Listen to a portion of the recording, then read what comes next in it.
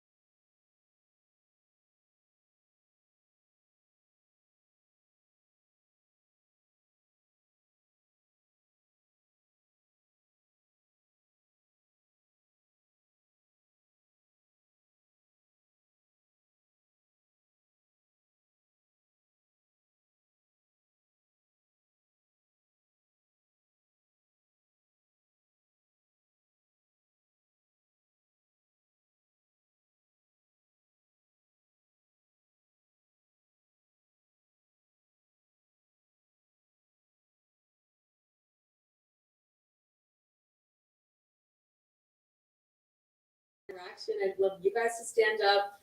Maybe hand them the mic if they are willing to answer with the mic. And I'd love to hear from you guys. So now you can go ahead and raise your hands. Yes, Anna.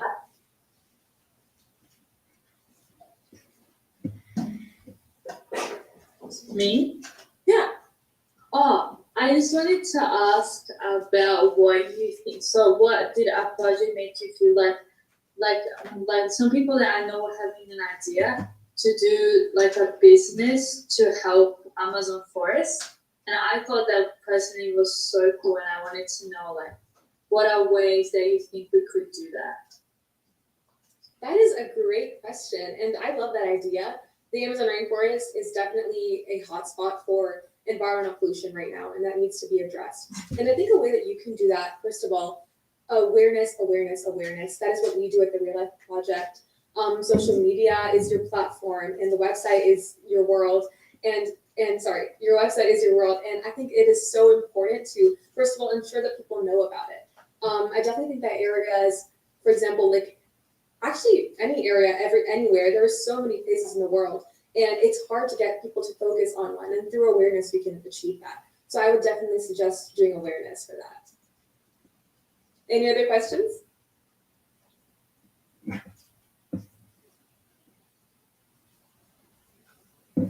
Okay, cool. Let's move on. Oh, yes. Go ahead. Yeah, so I recently heard an idea from a friend. He was talking sort of game system for basically doing drives, environmental drives, and then earning points which we could use for events, educational workshop, etc. I just want to ask the realistic probability of this. Of like workshops and drives. So you do drives to get points from which you can go to workshops. I just want to ask the realistic probability of this. Yeah. Yeah, I definitely think that when it comes to, for example, workshops, I have hosted workshops with my school. If you have like a local facility near you that allows you to book a room, I'd say book the room, maybe partner with your school on it if your school is interested in doing work with you, because that'll like just expand your impact so much, and you will automatically have an audience, which would be people at your school. And so that's one way I would suggest doing that. And also just booking a room nearby and putting up flyers in places, also doing social media. That is a way that you could drive that initiative. Is that what you asked? Did I answer the right question? I'm so sorry. Not really, but you gave me another idea. Thanks. Okay, perfect. Yes, Abdullah. I have a question. Did you recently see what the UN posted on the Arctic? No, I did not. They posted it on their Instagram. It's about like the Arctic, and it's like going down. Oh. So I have a question about that, and it relates to the environment. If I would like to do like an art competition for like drawing and encouraging, especially for the young students at my school, about like the impacts of the Arctic and like how it contributes to our world, especially that it has like a valuable resource like ice and water. So if it goes away and it just melts down, like it's not going to be useful anymore. So what do you think about like the creating of like an art competition for the people like who are good in art, because we have like a lot of people who's good in art. So what do you think about that? I absolutely love that idea because it is just so diverse. When you think about like environmental work and you think about environmental action, the first thing that people think of is not, a canvas, but that is exactly what I think is what environmental action is about. It's about broadening your impact and broadening your scope and who your work affects. And so I think that is a great way to channel kind of your passion about that into another medium. So yeah, I love that idea. Thank you. Of course. Okay, I will be taking more answers later after the presentation if we have time left. Okay, cool. I'm gonna move on now. Okay, so here is our little activity. And for this one, I'm gonna be, I'm gonna be making a poll in the Zoom chat where I basically am gonna put the myth or truth. And so this is going to be a concept, and I want you guys to leave your answer in the chat, whether you think that concept is the myth about environmental action or a truth about environmental action.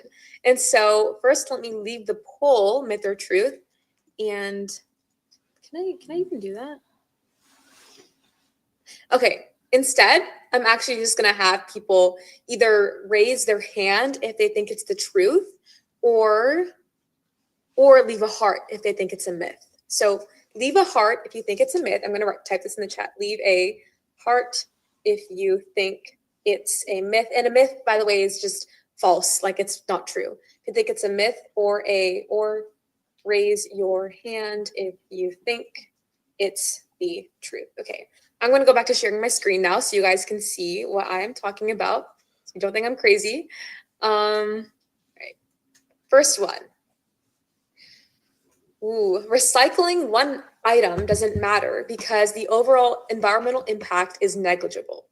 So negligible is just like, it doesn't really have that big of an effect. So recycling one item doesn't matter because the overall impact is negligible. Raise your hand if you think it's a truth, and leave a heart if you think it's a myth.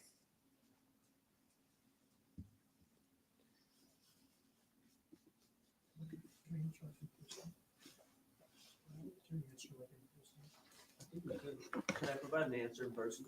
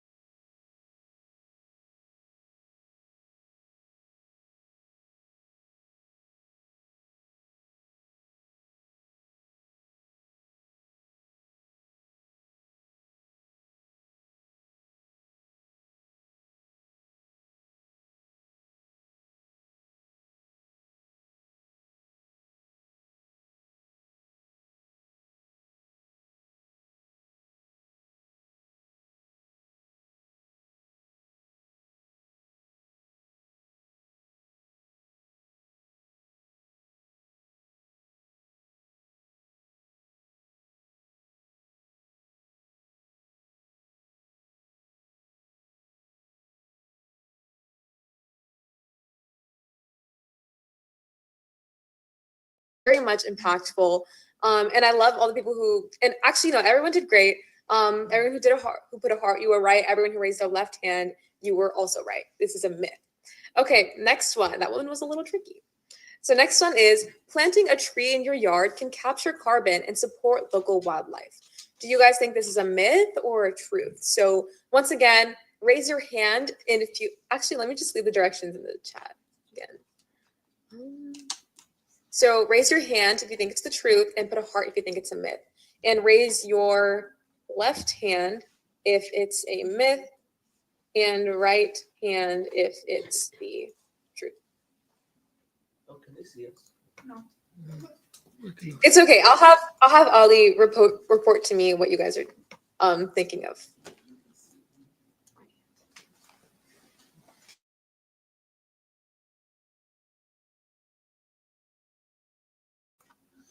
What's going on? I can't see my video. It's true. Okay, I'm seeing a lot of hands, which is absolutely amazing. It is true, right? It is true? Perfect. Okay. Can you guys see my video, like my video screen here? Okay, cool. All right, let's go back to it. Yes, and you guys are very much correct. That was the truth. Okay, I think we'll just skip over these other two, but those are what I have for now. Okay, let's do, Okay, this one I think is actually important for you guys to know. Restoring small patches of native habitat can cause the new ecosystem to disrupt the existing ones. So this is going to be our last part of. So I'm actually just going to skip this one. I feel like we're running out of time. Okay, let's move on. Yeah, let's move on. Okay, so this is why teens matter and why teen action matters.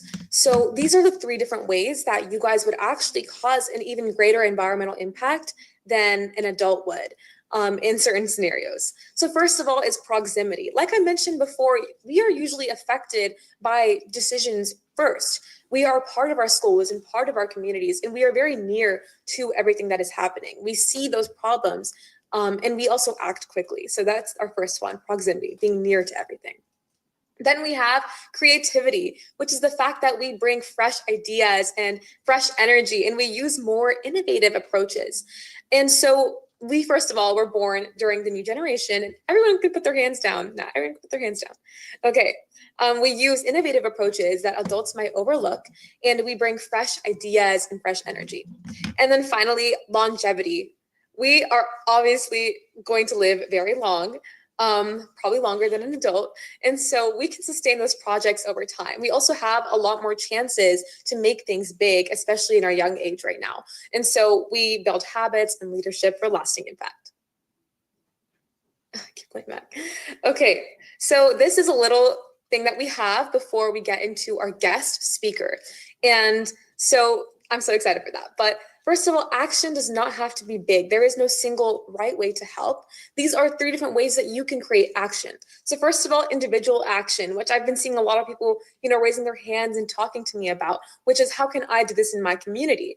And so these are personal efforts. And some examples are reducing waste, conserving energy. You are promoting individual action by just waking up and throwing your water bottle into the recycling bin, waking up and throwing your banana peel into the trash can. You are already doing individual action because you are already taking action to ensure that the earth is kept sustainable. And so you directly see the outcomes of this. Then we have collective projects. So these are group-based initiatives that make an impact. And so school cleanups, community gardens, local habitat restoration, these are ways that you can create even greater impact by collaborating with others. And so working together allows teens to tackle larger challenges than they could alone. Now, this last one is a little mix of both. You could do this through individual action or collective projects. And so this is awareness, like I've been talking about. It's a lot of what the Real Life Project does. It's a lot of what I do. And it is using your influence and just kind of your persona to inspire and guide others. So there's presenting campaigns to peers or policymakers. And so teens can shape change by actually motivating their communities to shape change, if that makes sense. Yes, Agambir. Oh, is it still? Sorry, I just mistaken. Okay, cool. Let's move on. Okay. Well, I am so excited to introduce to you guys our amazing guest speaker for today. So her name is Shreya Kunam. Everyone say hi to her in the chat. Everyone say hi, Shreya. Hello, everyone. Okay, so she is, let me just start off introducing her and then she can go ahead and introduce herself. So she is a HOSA International Officer. And for those of you who might not know what HOSA is, I'm sure many of you do, but for those of you who might not, it is the largest student-led medical organization in the world. So it is a big deal. And she's an international officer for HOSA, where she represents over 300,000 students across the globe. She's also a student at Yale University, based in Connecticut, and she studies neuroscience and anthropology as a double major. So she's very passionate about empowering students and developing the next generation of healthcare leaders. So yeah, I'll let her introduce herself too, and then she'll get started. Hi, everyone. It's so good to be here today. Like Rashida mentioned, my name is Shreya, and I'm currently a student at Yale, and I also serve as the Eastern Region Vice President internationally for HOSA FHP. And I am so honored to be here today to talk to all of you incredible young leaders. And I wanted to share a little bit about my story and how all of the paths have led to environmental action, which is the topic of today's workshop. And you guys are all such incredible leaders already in your own communities. And so I was just hoping that my story can inspire you to take even more creative approaches to enacting change. So I just wanted to start off by talking about a little bit about my daily life in college. On the day-to-day, I spend a lot of time in class or in the lab doing science or in clinics working with patients, as you guys might assume. But what I wanted to talk about today is something I started noticing when I first got to college and started living on my own for the very first time. And yes, it was very scary, but I thought the hardest part would be the academics. And yes, of course, the classes are hard and the content is challenging. But what surprised me more was how much everything else affected how I was doing, both mentally and emotionally. There was the noise, there was the constant movement, there was being around people all the time. And it's always feeling like you're supposed to be doing something. And at first, I didn't really question it. I just assumed that feeling overstimulated or feeling exhausted was part of being a student who cared about my future. But over time, I started noticing patterns, not just in myself, but also in my friends and the people around me. Rashida, if you could go back one slide. At Yale, especially during the busiest weeks, I started noticing how some students started to be more effective, do better than other students. And it wasn't because that they were smarter, or because they were more disciplined, or because they were more talented. No, it was because they were more aware of what their brains needed. So I just wanted to put an example on here to show how much our environments shape how our brains can work. I have friends who always choose the quiet corners of the library. For example, we have the Sterling Memorial Library at Yale, and that's very quiet, very serene, very calm. And they knew that they would work best there, so they chose to study there.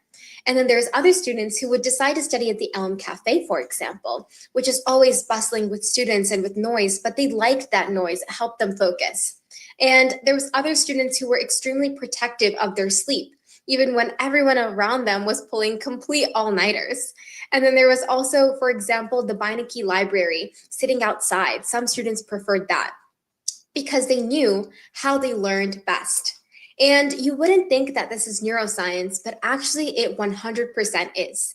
This is a great example of people listening to their brains and responding with care. And so now I started thinking about back to my own days, what spaces made me feel calm, which ones made me feel anxious, and when my brain felt sharp versus completely fried. And it became obvious that our environment does so much work on our brains, so much more than we even realize. And when I was seeing patients in the clinic, for example, I saw patients who would struggle when the room was a little bit loud or unorganized or their treatment plan wasn't clear. But then we labeled them as unmotivated or difficult patients when really they weren't being provided the right environments. They needed fewer distractions, a more clear routine, and quieter spaces. And all of a sudden, they were functioning better and performing better and recovering better. And that was a really important moment for me because it helped me understand that this wasn't just a college student thing. It's not just a stress thing. It's something that we all experience. Our environments shape how we can thrive and how well we can function.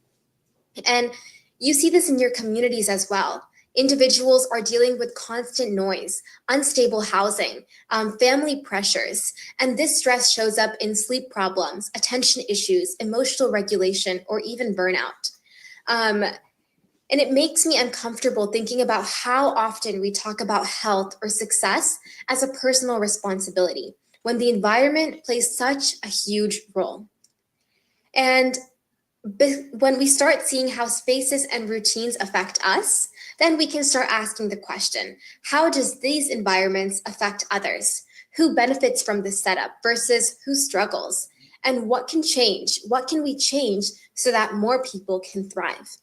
And it's like a ripple effect.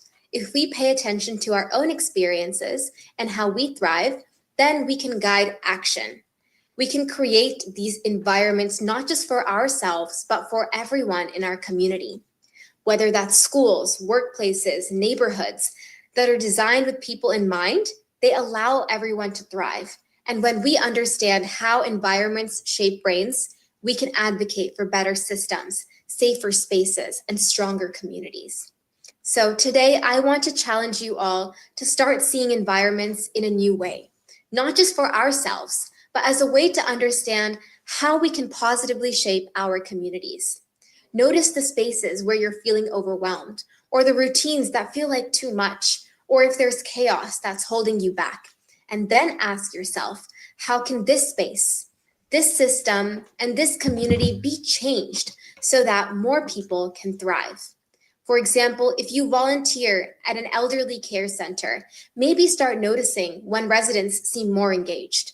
Maybe it's during quieter activities. Maybe it's in smaller groups.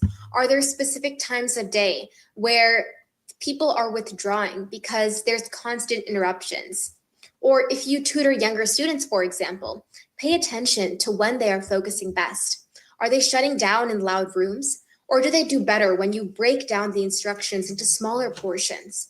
You might realize that students who might seem like they're not putting in effort or they just don't care is actually overstimulation. And those small changes in their environment completely change how well they are able to learn.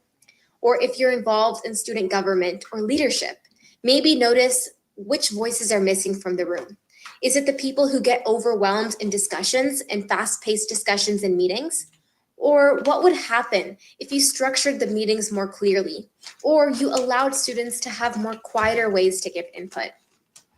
And even in your everyday life, your classroom, your team, your friend group, notice who is thriving and who is struggling, and ask yourself, what is this environment rewarding and who is it unintentionally pushing out?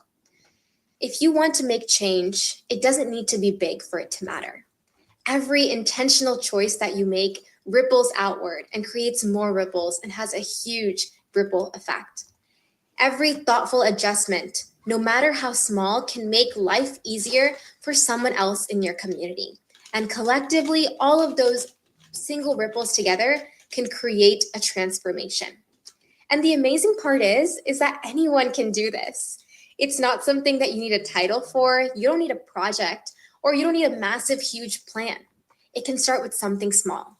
Notice what's overwhelming you on the day-to-day. What is helping you focus? And asking who else experiences this and what could I do to make it better for them? And when we start thinking like this, the world around us begins to change. Our classrooms will become more supportive. Neighborhoods will become safer and clinics will become more effective. And these small ripples that we make turn into waves that are going to touch people we may have never even met. So I challenge you all, start paying attention. Start asking questions in your community and start thinking about how your awareness of your own world could be used to make your community better. And every step that you take to shape your environment, big or small, matters. And if we do that, we can be a part of something even bigger than ourselves. So with that, I just wanted to say thank you all for letting me share my story with you all today. And I hope you all leave GTLS noticing something new, thinking about one small way you can use your understanding of your environment to make your community more strong and more supportive than ever before. Thank you all. Oh my gosh, that was absolutely incredible. Everybody please leave their appreciations for Shreya's amazing speech in the comments, in the chat. And I will actually take this period to let you guys ask Shreya any questions you might have, whether it's in the chat or if you want to raise your hand and I can just have you unmute yourself. And so, yeah, I'll just take like the next 2 minutes to do that. They can't see you, but they can hear you, so you just speak out loud. Does anyone have any questions for Rashida?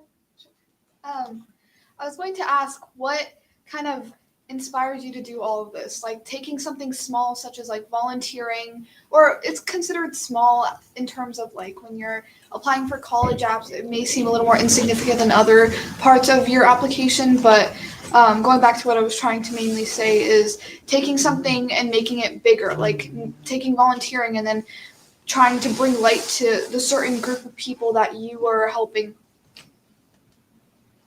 Yeah, Yeah, of course. And I think the best way to answer your question is throughout my life, I feel like I was able to create the most change when I was putting my efforts into something that I really cared about. And I think that when you care about something, it automatically your passion and your effort comes through.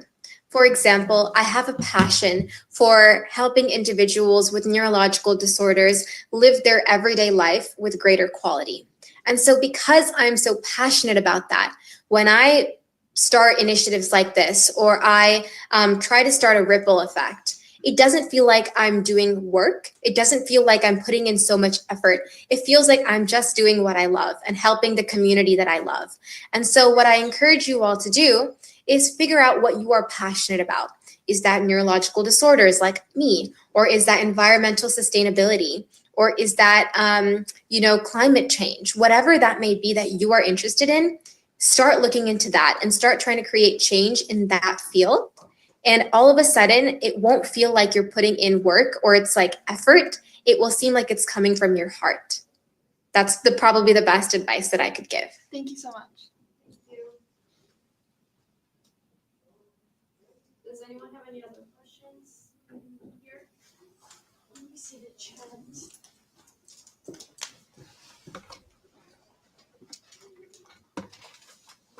If anyone from the online audience has a question, please ask it.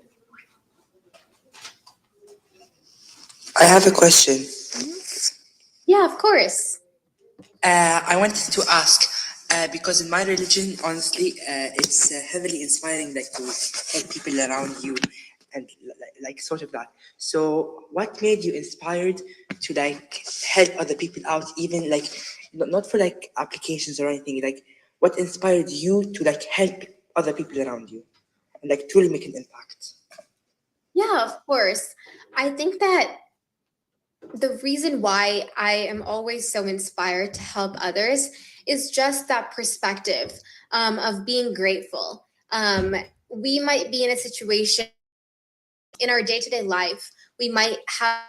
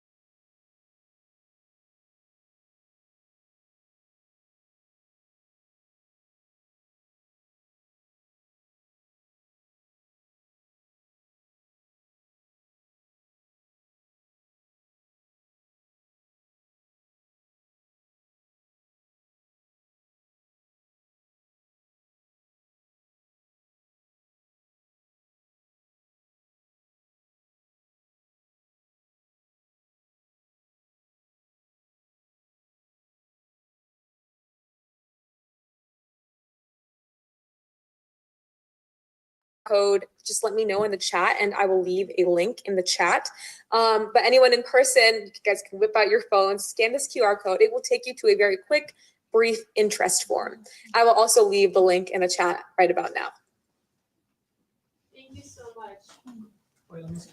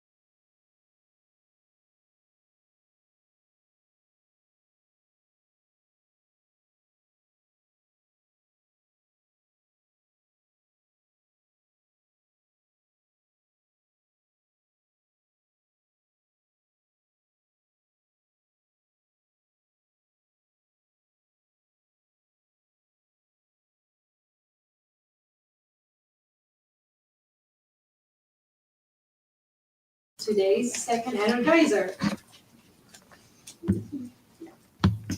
So the slides will be on the screen in a second.